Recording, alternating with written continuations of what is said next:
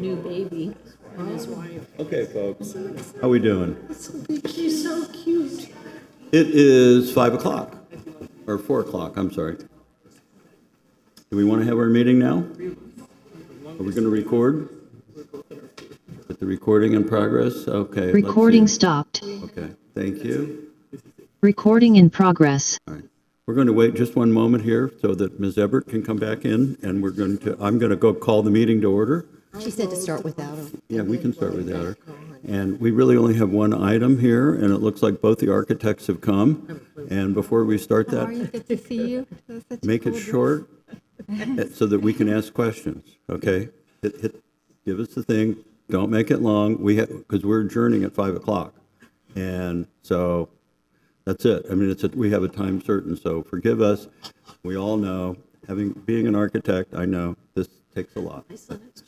Okay. Ladies and gentlemen, good afternoon. I'm calling the meeting of the regularly scheduled meeting of the City of Coral Gables Historic Preservation Board to order. We are residents of Coral Gables and are charged with the preservation and protection of historic or architecturally worthy buildings, structures, sites, neighborhoods, and artifacts, which impart a distinct historical heritage of the city. The board is comprised of 9 members, 7 of whom are appointed by the commission, 1 by the city manager, and the 9th is selected by the board and confirmed by the commission. 5 members of the board constitute a quorum, and 5 affirmative votes are necessary for the adoption of any motion. We have only one item today, so we've called the meeting to order. So we're going to have a roll call, and we have the chair senses that we have 100%, and so all of the board members are here. We're missing Alex. I'd like to. Alex is missing. I'm sorry. Alex Silva. Is that? Oh, where is that? Silva is out. Oh, I'm sorry. We're missing Mr. He's been Silva. excused for today's meeting. Since he's not sitting here anymore, you know, I miss him. He's always a very quiet man. So Mr. Silva is not with us. Forgive me. All right, I'm going to call for approval of the minutes of September 18th, 2025. And the next one, I will approve, the motion to approve September and October minutes. Okay, do we have a second? Second. Okay, voice vote? Aye. Aye. All approved. Second, Historic Preservation Board meetings for October 16th, my birthday, of 2025. Call for a motion? Motion to approve. Motion to approve. Second? Aye. Okay, we have Ms. Ebert, okay. And all those in favor? Aye. Okay, thank you. Changes to the agenda. The agenda has previously listed agenda items that have been deferred to the December 18th, 2025 meeting. So for all of you who are not here, your item's been deferred.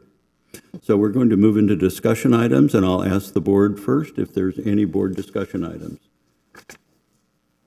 Do the presentation first. Do the presentation first? I think. I have one question. I know that, I don't know if there ended up being a commission meeting on Tuesday, but wasn't that the Obispo property coming up again? Yes, there was a commission meeting. They ended up starting a little late due to the ceremony for the officer. The Obispo, the owners requested a deferral to the December meeting. So it'll be heard at December 9th, I believe. Okay. Commission meeting. Okay. Thank you. Ms. Pernice, while you're there, I'm going to shift and find, what's the update on 1129 Sevilla? Permits have been issued for 1129 Sevilla, so they're going to be doing structural repairs to get the building at least watertight for now while they work on redevelopment plans for the site. It's been a back and forth. We're monitoring them very closely because we know it's been sitting for a while and we have concerns with that building. And so as soon as we get work started, I will let you all know. Thank you very much. Ladies and gentlemen, it's been 3 years since we've been working on this. So hopefully this building will be saved. Are there any other commission discussion items before we move into the presentation? Hearing none.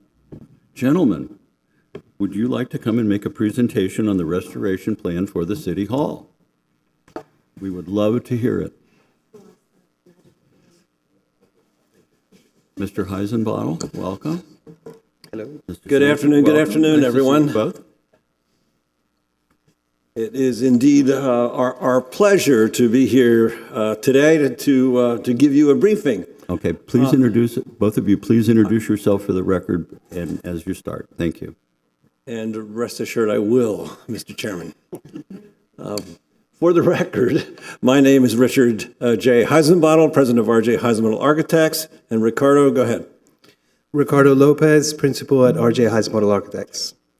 Okay, and it is, as I was saying, indeed our pleasure to be here today for one of the most, what we think is one of the most important and exciting projects that we have. And we have quite a few, but this is truly something special. It is our City Hall.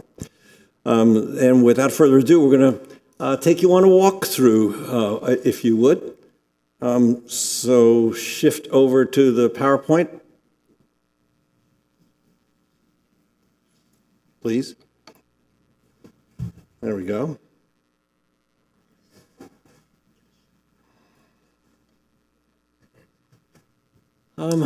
What we want to do today is to walk you through, for some of you that may not know the full history of Coral Gables City Hall, we certainly do now.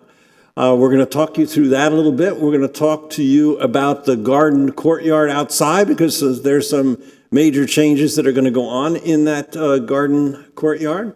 We're going to talk about the exterior repairs. The exterior repairs, you've probably heard, are extremely challenging in many areas, especially in those columns that are behind you. You'll get a little up close and personal look at what we're dealing with over there and how we're going to do it.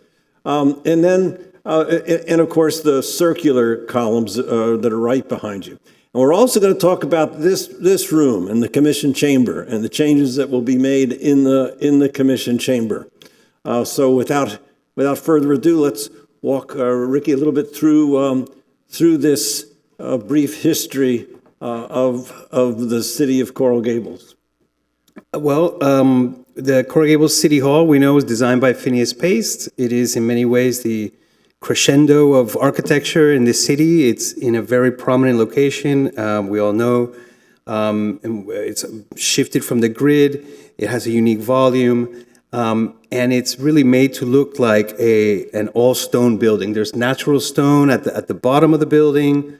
There's a lot of cast stone as you move up, and then there's run stucco moldings all the way up at the cornice. And while Phineas Pace was the supervisor of color and tinted buildings all around the city in different colors, this building was reserved to be white, probably because of its civic character. We know that it has this, wonderful combination of volumes on the exterior, up on the interior. The central hall extends up to where we see the skylights coming in under the clock tower, natural light, brackets. This is all on the same axis that runs through the colonnade and the courtyard. We'll talk more about. But underneath the space where we're standing now was a working interior, a semicircular room where the geometry of the semicircle extends inward. Some of those columns are still there. We see there was built-in furniture around it. And the corridors, of course, as we know them, are very much as they were, although some things have changed, such as the arched opening that you see on the right, which is actually where the city manager's office is now. There are opportunities to recover some of those characteristics. The courtyard, as we know, it has changed actually quite a bit from its origins. It was conceived of as a garden courtyard, appropriate for the garden city. We see in some of these historic photos that there was actually, vegetation in the ground. Right now, it's all paved in concrete, but we know that those intersecting walkways are definitely part of the original drawings. Phineas Pace drawings are very clear. They have a pattern in them in the cast concrete that resembles the coral stone. The alternating heights of the stones that you see on the exterior walls are mimicked in the floor. We see that running around the courtyard and into the loggia. And the two walkways really reflect an intersection of two important axes, right? That central axis that runs through the building, through the mayor's balcony, up through the tower, through the colonnade, intersects a kind of perpendicular line that takes you through the center of the loggia, So in some ways, this is a symbolic intersection of the people, the public coming from the sidewalk and their elected officials in the city hall. And that is marked especially so at the mayor's balcony that we see here. This is straight from the original drawings. We've just highlighted in green the original 4 planters, framed on one side, of course, by the loggia, and on the other side by a small auxiliary building which had restrooms for the public, all enclosed in a garden wall, interestingly in the same 1-to-2 proportion that the building has, the courtyard has. There was a very distinct relationship between the building and the landscape formalized in this courtyard. And over the years, we found in our research that it was used for different ceremonies and even commission meetings. In this image, we thought was especially good because the commission table where the commissioners used to meet here was taken outside into the courtyard, and it was probably so hot, everybody rolled up their pants, some of them in their knickers, and it's made for fun commission meetings, it looked like, out in the courtyard. And so some of the things that we are recommending here are to remove an addition to that auxiliary building. It's a non-contributing building from the mid-century, and by doing so, we can restore the bilateral symmetry of that courtyard. We can reinstate the planters as green areas, which will actually help temper some of the bright sunlight that you get in there, and it'll help with the drainage. There's an old septic tank in there. This is the time to get it out. So, we can be very productive by pulling that out. Here you see the current layout of the courtyard, with new vegetation and bringing the planters back. This is still looking at it with the existing building on the left, and we can see it really chops the building in half. But when you remove that and you return it to the original condition, perhaps just enhancing the landscape in there, we really arrive at what we think was the intent of that courtyard to be: a garden courtyard, a formal space, a ceremonial space, a public space that the people can enjoy, have space for events, have some additional shade. We all know that will help, and really, celebrate the character and the identity of the city.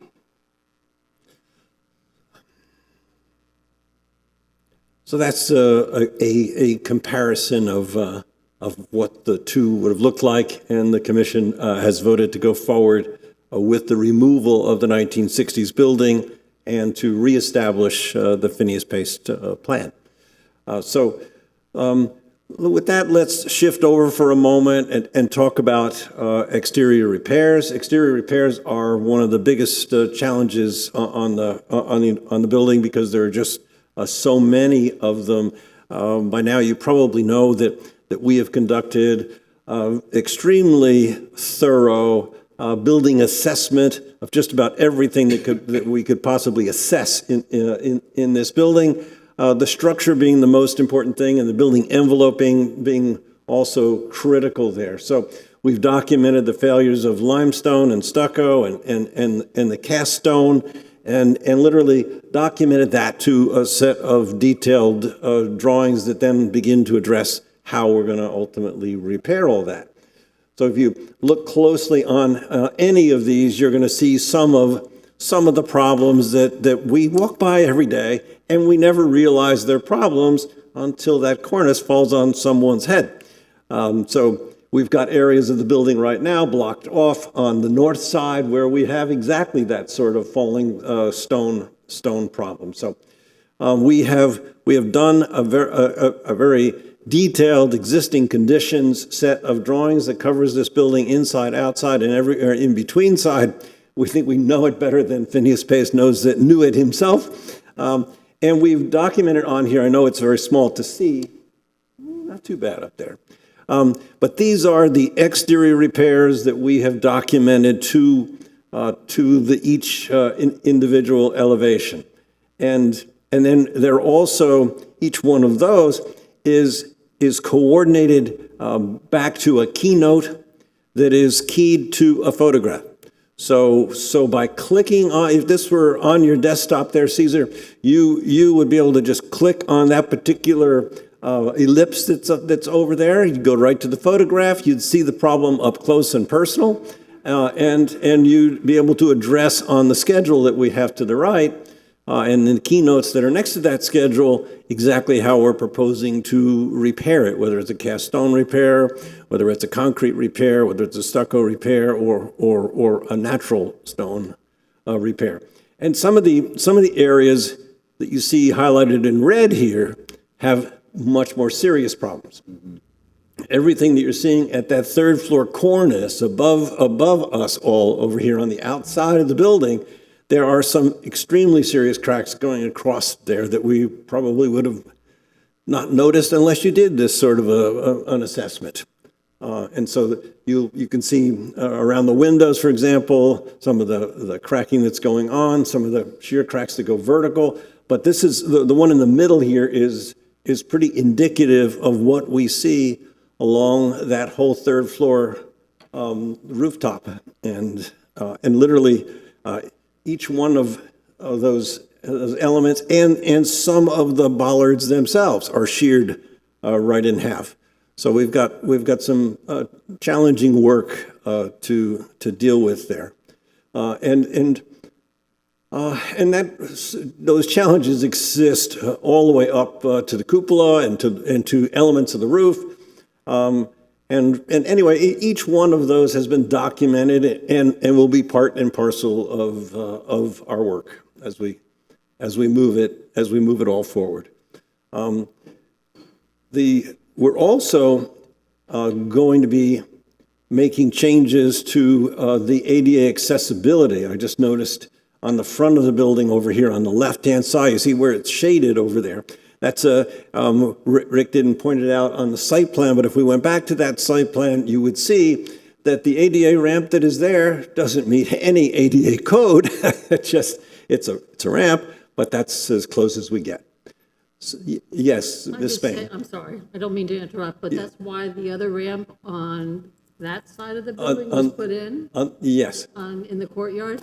Yep. And the original stairs are underneath those stairs that were built over them. And the city was audited by the federal government for ADA issues, and this building was part of that audit. I'm sure Peter remembers that. It was lovely. And this room was part of that audit. And they actually allowed the loggia on the city hall, because that is not accessible in any way. They allowed that to remain as is because it's on the National Register, but we went through a detailed. Quite a process, I suppose. Yeah. Yeah, all the city-owned properties were audited for ADA. Thanks for letting us know that, because quite frankly, we didn't know that. The good news to what we're saying about all of this is that we will have easy accessibility going forward as we restripe the parking lot, add some additional handicap spaces on the north side, and connect Biltmore Way to the courtyard, so you can get in the courtyard and use this ramp. So long and short is we'll have a very good legal method of getting in the building and meeting all of the ADA requirements as we go forward. Just a few of the kind of issues that we have here, from just plain cleaning of stone to patching and repairing of stone materials and the like. And those recommended interventions include limestone patches and repairs, replacement of severely damaged limestone with matching new stone, sounding and repairing the stucco to make sure the original color and texture and finish are maintained as we go forward, repairing this, sounding and repairing the stucco to match the original color, stabilizing the cast stone with crack injection and patching, and replacing selective cast stone where we absolutely have to, cleaning masonry gently, removing vegetation that's on the building, and applying new coatings to the building as we go forward. So we expect to be able to certainly save all of the character-defining features here and effect the repairs in a very, very professional way. Now, the biggest of all of those repairs is the stone columns. And you're looking at a construction photo of those stone columns, and they were actually put up in pieces here.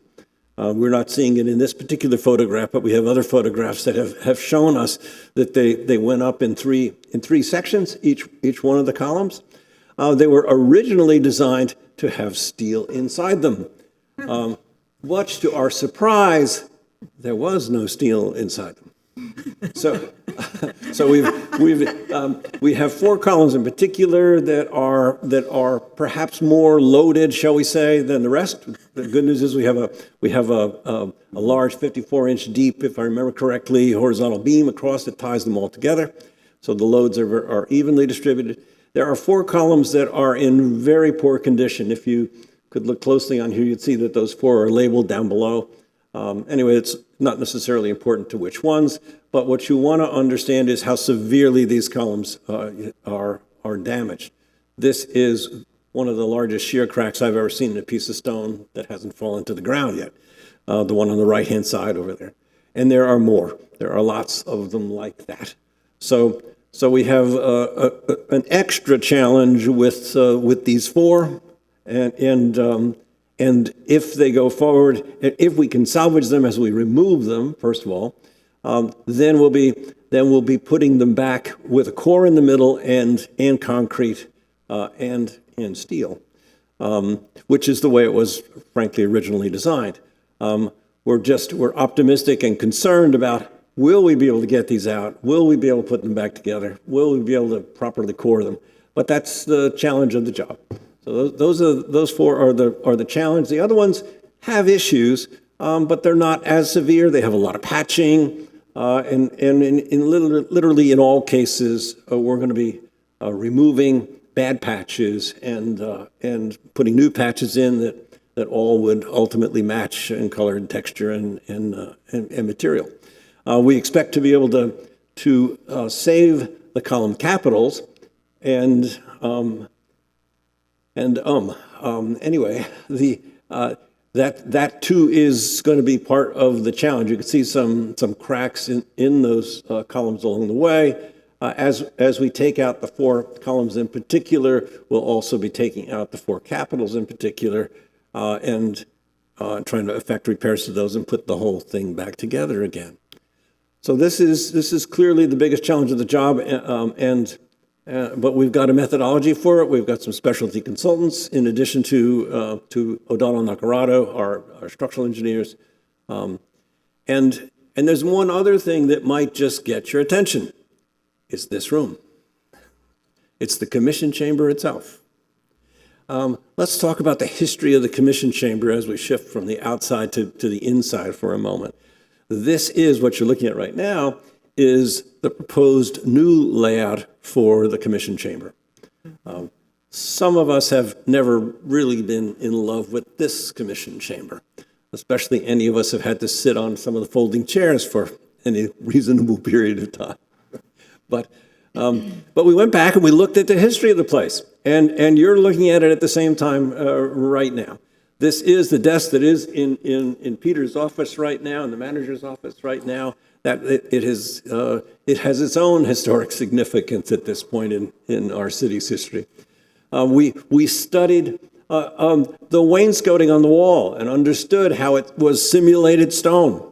And we have a little exposure window back behind the flags hiding over there right now. And we looked at the millwork and how the millwork laid out when it was used both as a courtroom and as a commission chamber. And we decided that we would reorient the space back to what the space was originally oriented as, where the commission sat on this side, shall we call it, the west side, and the residents and citizens sat on the east, looking back at them. And as it turns out, it works. This is the way it is today, of course, you know that, as it turns out, it works out very, very logical, very, very well. We align the aisles with the doors that we have here that have been covered over and nobody even knows are doors anymore. We open the windows up. You'll see this all much more clearly in just a minute. We have room off on the sides for the manager, for the city attorney, for the clerk, et cetera, and the commission itself. And then we had staff take pictures of the existing room just to give the comparison. This is how we propose the room to look going forward. Reintroducing the original stone or faux stone, if you will, wainscot, maintaining the things that are historic about the space, the cornice, some of the cornice moldings that we see, and this little return air vent that is up above us, and replicating some of the things that we don't have today. We have drawings of the original light fixtures, so we interpreted those drawings into a new replica, if you will, light fixture. Now, looking in the other direction, the windows behind you are all obviously going to be replaced. That is something that's already underway. But putting a sheer drape over those windows and then having real drapes on the back of those windows will make this space terribly elegant and certainly much more pleasant to be in. Of course, the seal of the city and Mr. Merrick's framed portrait will remain the same. Michael. Richard, did you do paint analysis in here yet? We have, in this room, we've done some paint analysis, but not yet, in terms of the ceiling and the other spaces. In this next phase that we're just about to start, we have a very significant paint analysis everywhere, just about everywhere. And we'll have samples just about everywhere. But the things that we weren't really clear on in the beginning as we're doing the assessment phase, we did exposure windows like the one that you'll see behind the flags. Go look at it later. It's good. So In case anyone asks about the painting, because I got a lot of flack about changing that painting, the only thing we did was to clean it. okay. Because it was a mess, you know. But some of the discoloration you see was just part of the aging of the painting. So I just wanted to let you know that it's not like we went in there and did any kind of touch-up to George. George's bald spot is still George's bald spot. That's right. Okay. That's right. And in addition, that same audit, that federal audit, had a lot of problems with the orientation of this room, and the whole idea of these steps was not accessible. And they said if anything changes in this room, it has to become ADA accessible. So I love going back to what it was before. It will be ADA accessible completely, including the dais on this side, which we thought was going to be incredibly complicated. And then Rick and I sat down together one evening. It was late, and we just started sketching something. We said, we're not so smart. Look, we finished this in 15 minutes. So we think that what we have designed for it right now will make the entire room accessible, even if we have a commissioner, for example, that might require a wheelchair at some point. That's what they said we needed to have. Yeah, it's the right thing to do. And the acoustics will be so much better. We have an acoustical consultant on the job as well, and an AV consultant that also into this picture, because this room has to have the acoustics correct. We've got and those draperies will help a little bit with the room, and the seating that we're using, and the absorptiveness on the bottom of the seating that we're using, we're really using theater seats to replace the folding chairs. Richard, are you going to? All of that should help. I'm sorry? I mean, you're going to pull up the cork and restore the floor? Yes. You're going to pull up the cork and restore the Yes, floor? yes, Michael. Okay. Absolutely. Okay, thank you. Yep, absolutely. So we're excited about that. This is something this is a happy project where we should, it's going to be a tough project, of course. It's going to take us about 2 years, but that's the road we're on. And if you have any other questions or want to just talk for a minute about it, feel free to go right ahead. Well, thank you. Board members, go ahead. Anna, you got a question? it's a very nice proposal. Thank you. So glad this project is happening. Thank you, Anna. Ms. Everett?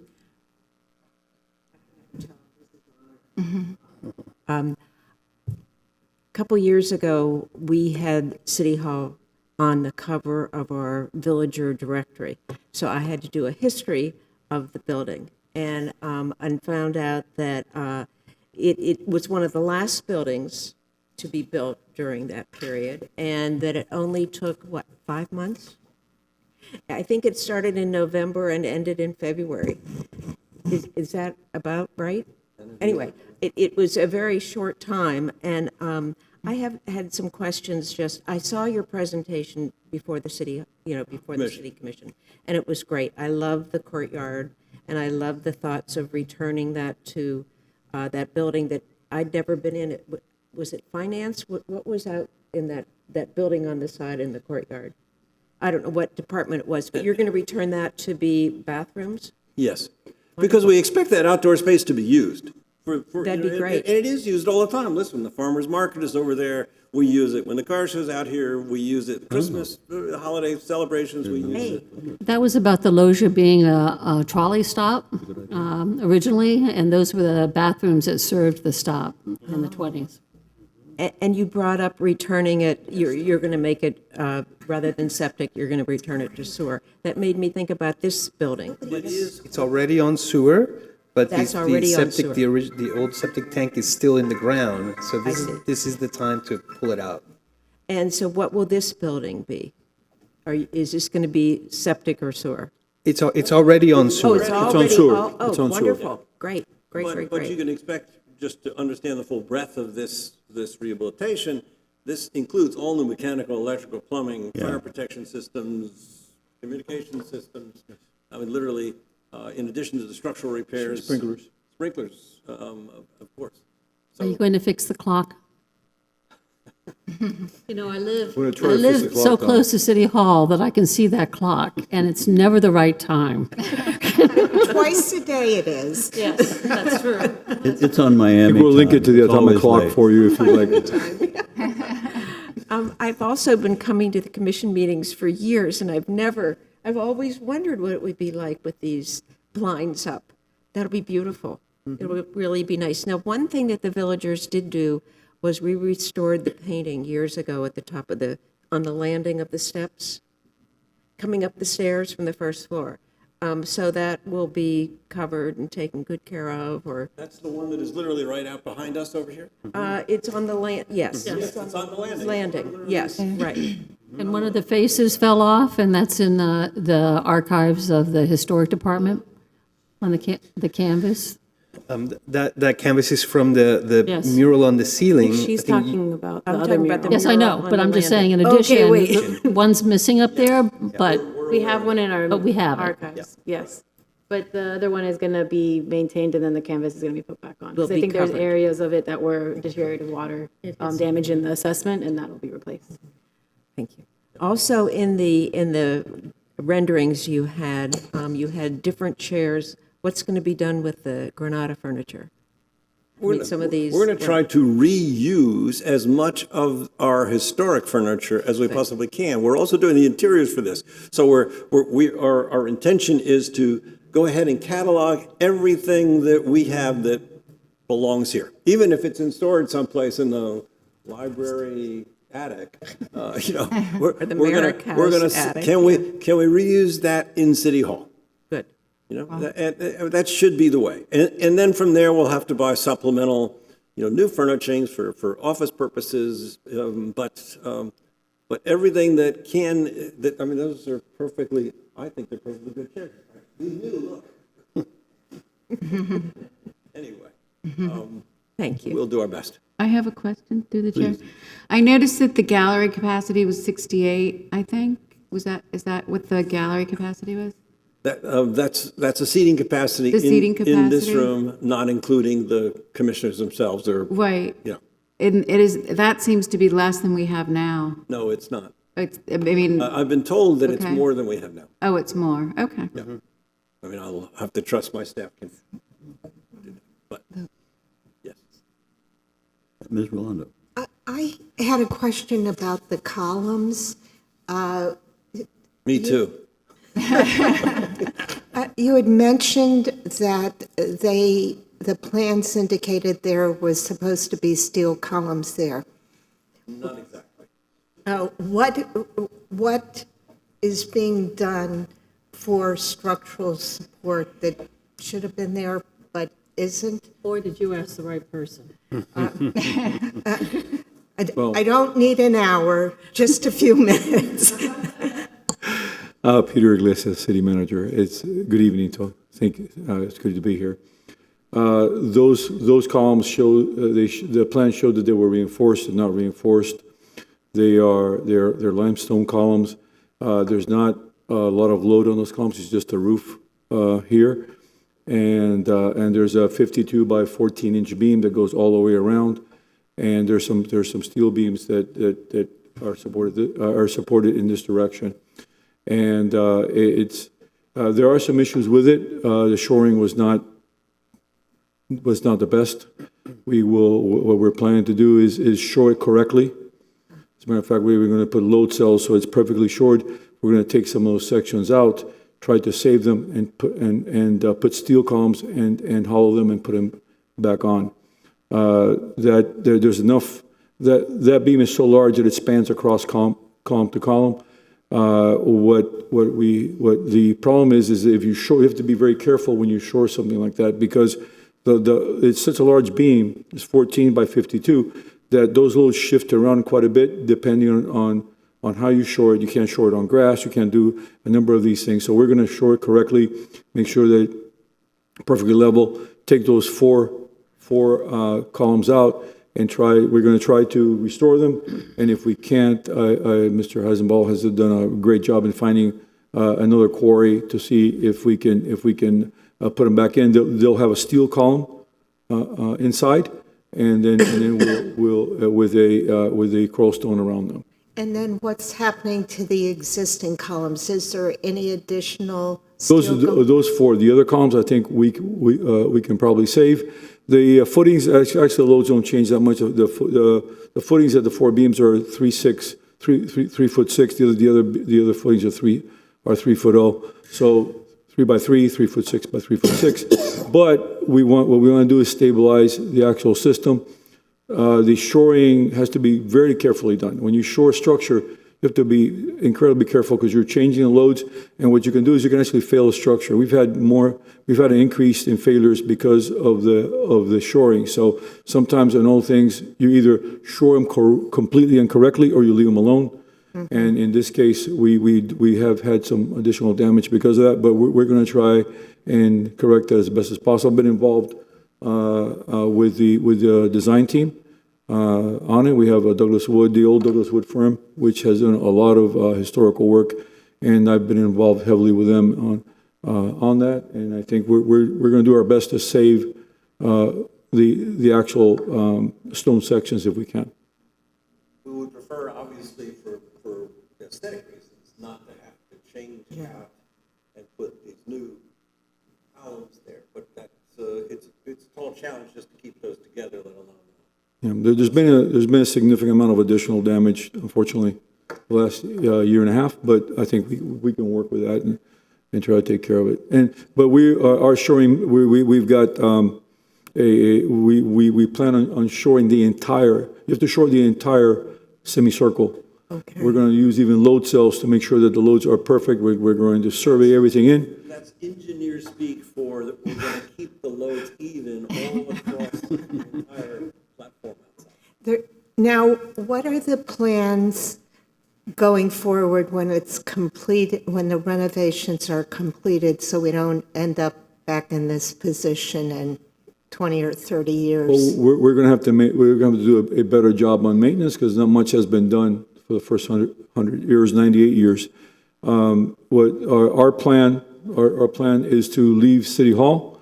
We have the commission is moving to the bottom of the Menorca garage. We are moving to a building on Ponce de Leon, right across from the Menorca garage, We plan on making the move probably sometime at the beginning of February so that we can do whatever exploratory demolition we need to do here to move forward with the project. We plan on starting the project sometime in the third quarter of next year. And so we'll be out for about 2 years. Boards and so forth will be meeting in the CMR. That was designed. This has been a systematic move. What we were doing is first move was getting development services out. Second move was getting finance out, and then we get ourselves out, and then turn this into a restoration site. So it should be about the third quarter. We are trying to speed up things as much as possible, and then but we really need to turn this into. We need to get out and. Make room. Yes, we have already selected we're not doing this through a bidding process. It really doesn't gear itself well towards a bidding process. We're doing it to a construction manager at risk. Thornton Construction has already been selected, and I think it should work out well. We've done various projects, including the old police station that way. So this is not really a good project to bid. It's very, very difficult. I think Mr. Heisenball and his team has done a phenomenal job on this project, and we hope to have it ready probably 2 years. 2 years after that. But my question is, what about an ongoing maintenance program? Is that part of your scope of work, Rich, so that we have preventive maintenance? Yes, people think that because you do a concrete building, you have to maintain it since the beginning. So when you first build it, you have to have a maintenance plan. So yes, we'll be working with Mr. Heisenball on a maintenance plan, but we already have a maintenance plan for all our new buildings, and this will be one, and we will also do the same thing here. It'll be a little bit different because actually there's a lot of historical aspects, and the building's over 100. It's going to be 98. It's going to be close to 100 years old. We have various issues. The building, from what we've seen, is not as bad as we think it is. So there's some damage on the outside because of leakage of the windows. The interior structure looks relatively good, considering that the concrete is 98 years old. It's completely carbonated, and the protection is not what new concrete would be with a much lower alkalinity. So we will have a maintenance plan going forward? Yes, the answer is yes. And so I guess as the city manager, what is the plan to make sure that the funding's there to actually perform the What we are maintenance? going to do is, we do not have the money to do it, so we're going to go for a bond, probably a short-term bond. Okay, but that's for 6 to 8 years. construction. Is that also for long-term maintenance? Well, we have set up in the last, since I've been here, we've set up a matrix, because we have to look at not only repair of air conditioning, vehicles, and so forth. So we've set up a matrix for all these items, so that repair of the buildings are part of that matrix, and this building will be included as part of that ongoing matrix. We're doing it we've done it citywide. Okay. And this building has been included, but we just have a lot of work to do because of the condition of the building, where we really have not done a major upgrade or restoration like what we're planning to do now. But that will be included in our. We have that for automotive, we have that for air conditioning, we have that for roofs. So that overall matrix, this building will be included as part of that. And it's not easy to do because we have to work it through the budget, but we've been effectively doing that, and this building for sure will be part of that. Are you going to bring back the building department to the third floor of this building? No. We just do not have the room. We had two options, and one is to turn this into an office space or to restore it, and our option was always to restore it. So we've outgrown the building. So what we're going to have here is the city attorney, city clerk, city manager, commission, and that's about it. We just don't fit. That's good. So I think the biggest issue was on the maintenance was the traffic. We're not bringing Going up back to the that kind of building traffic, department. and it's too much, and so we're working on a different plan now That's good. to take care of those old departments. I have a plan. I'm not ready to say it right now. So Peter, we're restoring the third floor, but just for office space? Or The third floor will be the city attorney. will be the city attorney. Correct. With some additional space. We are restoring, as you saw, the bottom beautiful conference room at the bottom. City clerk will be where I am at now. They're the ones that get and I'll be on the finance side. We're the ones that get probably the most people. The commission, of course, will remain in the second floor. We've got the beautiful conference room in the first floor, and a conference room in the second and third floors. And then we have some additional space that we're allocating now because the entire third floor is not used by the city attorney. Thank you. But we just don't have the space to put finance and everybody. We were on top of each other. A lot of stress on this building, and we're trying to really get away from that and restore the building. So I'd love to thank the administration for putting this really incredibly comprehensive analysis. And I have to say something about the team that you hired. I don't think there's anybody better than Richard and Ricardo to do this. So I'm glad that they're here to do this work. And it was really great to see the potential renderings and that it doesn't look any worse than what we thought it was by eye, which is great to see. So I appreciate it. I did have a question for Richard and Ricardo that the manager mentioned that you had sourced a quarry. And my question has to do with matching existing limestone and matching the cast stone and the colors. I know you can do it, but I'm just curious. You're welcome to join us. We have sourced a quarry. We've been in touch with that quarry. They have methods of trying to help us match their stone, which we were impressed as heck with. They have methods of machining their stone. Of course, it's got to be down there to be machined. So we're going to go through this process. We don't often have to, we replace cast stone all the time. Freedom Tower had hundreds of balusters removed and replaced. But the cast stone is a different ballgame, and especially these columns, the 4 columns that are outside here, we all know that that's very, very visible. As just walk a Miracle Mile and look back, and what do we see? We see that wonderful colonnade of columns, and then I have nightmares about those looking different than the rest of the columns. Yeah. So we'll figure it out, Caesar. We're on it, and we're paying very close attention to a lot of good people. Best of luck. We had a major discussion just on that. How do we get to match? And we've had major discussions on that, and that's a real issue that we'll be addressing. And by the way, I'm very happy with our design team. And I support Ms. Rolando's question about, Peter, the budget and the maintenance plan going forward. As you know, this board, for many applications, has to take a look at how is the private sector applicant going to maintain their projects going forward. And I'm sure the city is going to do their best. But we all know how important it is to pre-plan for the eventual maintenance that happens. And historic buildings, as you know, is not just the things that every other building has. There's going to be different types of reviews and different types of repairs that should be inspected. And I know that Ms. Spain has mentioned that many, many times, is to make sure that we're looking at the right things going forward. So I appreciate it. And we'll be addressing that through our maintenance matrix, and we will include this building. We are doing that in every building. Our new public safety building, we have a maintenance plan initially for it. You have to maintain the buildings as soon as you occupy them. Other questions, board members?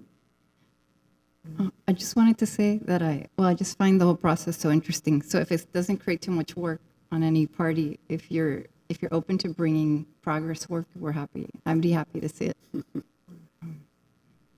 Okay, certainly, always a pleasure. What's the story on the bond issue? When will that be done, or has it already been done? It takes about 3 months. Yeah. And what we're doing is we have our CMR, our construction manager at risk, already selected. We want to work with them. And the good thing about that is that we are, when you have construction manager at risk, it's not a bid process. We are part of that bidding process. So once we set up, and there's been some budgets done already. Let's see where we are. It's very difficult. It's a very difficult project. So once we get that construction manager at risk and get those initial budgets, then we'll know how much we have to go for. And it should take about a 3-month period to get. It'll be either 6 to 8 year bond, and at that time, so we will be able What's the to. maturity on the bonds? It'll be 6 to 8 years. Oh, that's not bad. Right, because we have a parking garage, and that will probably be 25 to 30. This will be six to 8 years, and we're trying to keep the city without committing to too much long-term debt.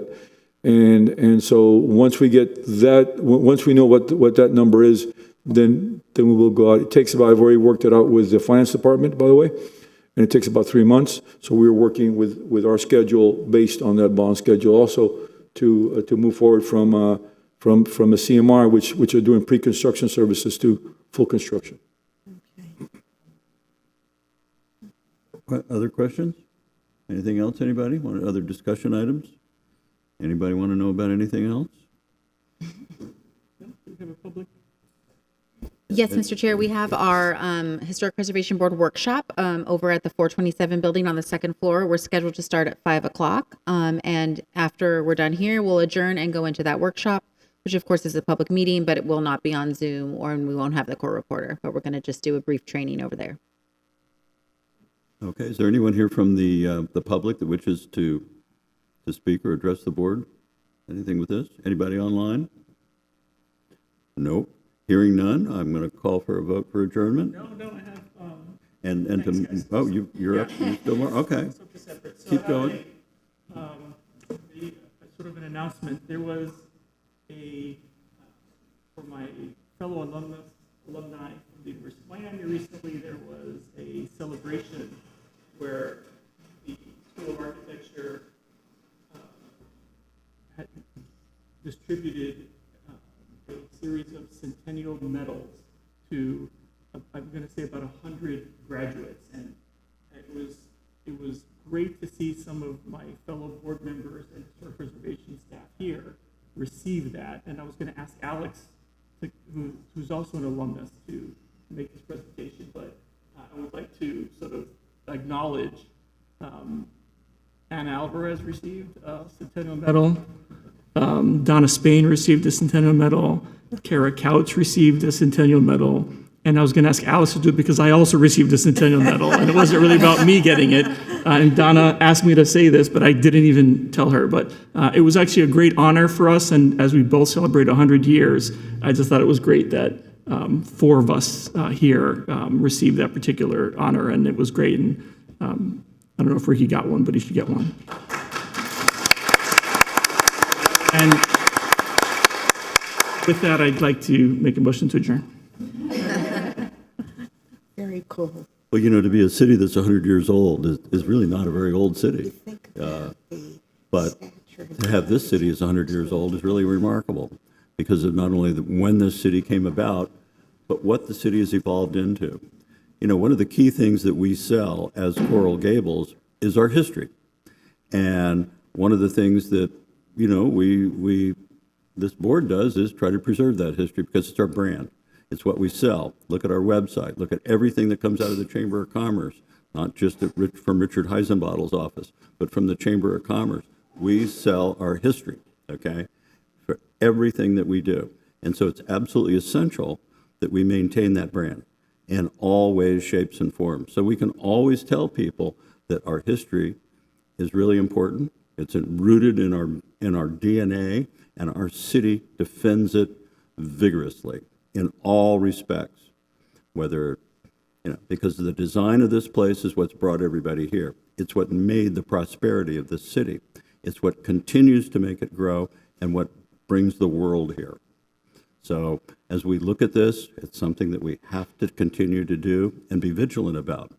So Richard and Rick, this is great. I mean, we're on the way. We're on the way. So thank you both very much, and thank you all, board, for the meeting today. We'll adjourn. I hope that you have a wonderful Thanksgiving, and we'll go to our regular meeting. So hearing no objection, meeting adjourned.